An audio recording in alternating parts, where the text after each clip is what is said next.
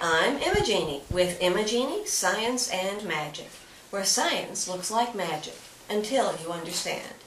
With us today are Cameron and Jevon, and today we're going to be playing with balance and inertia. If I put weights on one side, do you have any idea how I could make this coat hanger balance? You don't have to raise your hand, it's okay. Jevon? I'll pin two on the other side. I could put this on the other side. Yep, that's one way to do it. You got any other ideas? If I take this off, are there any other ways to make it balance? No. Well, let's suppose I take these off. Would that make it balance? Yeah.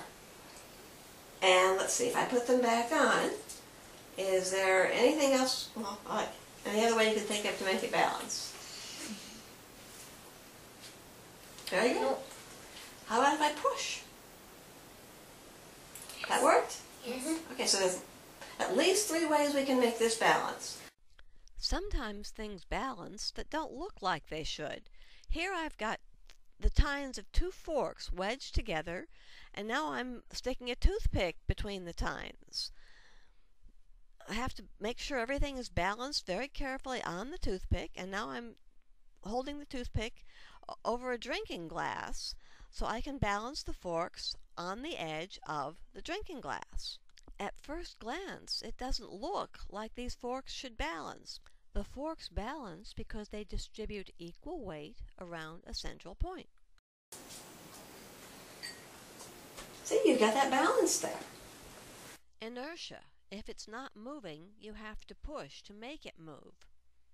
If it is moving, it will keep moving until a force stops it.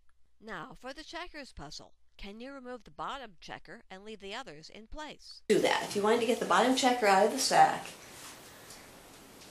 just and keep it in place? and keep the rest of the stack in place. How would you do that? You could probably hold it and then pull it out. Oops. You could pick them up with your hands, you're right. That's one way. See?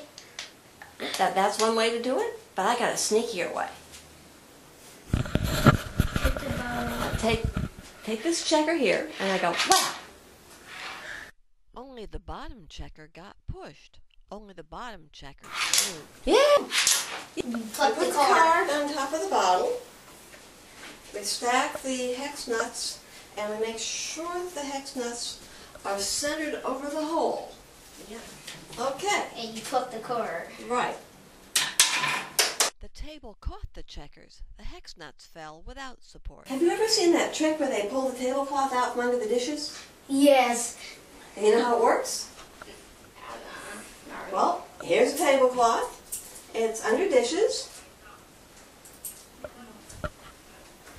And the whole real trick to this, first of all, you want to make sure it's a tablecloth with no hems. You don't want any bulges in the fabric. So we have tablecloth without hems. And it's hanging over the edge of the table. That's important.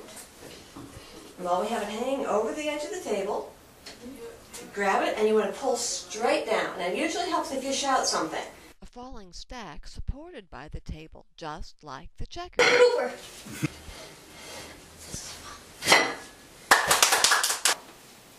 Now what I want you to do first off is think, from everything that you've seen so far, if we were to go whap and just really, really hard hit this metal pie pan so it goes flying across the room, what do you think would happen to... Right. Here we go. Egg, toilet paper tube, pie pan, dish of water, and unsupported stack. What's different about the egg compared to the pie pan or the paper towel roll? Because the egg sounded. Yes, but if you hold the egg, go ahead, it won't hurt you. Go ahead. Compare what that feels like to what this feels like. This is harder than this. Harder, and how about the weight? Which do you think's heavier? This one heavier. Uh-huh. It's the heavier thing was able to fall down, and the lighter things were able to fly off to the side. This is Imagenie with Imagenie Science and Magic. If you see something that looks like magic, design an experiment. See if you can make it happen again.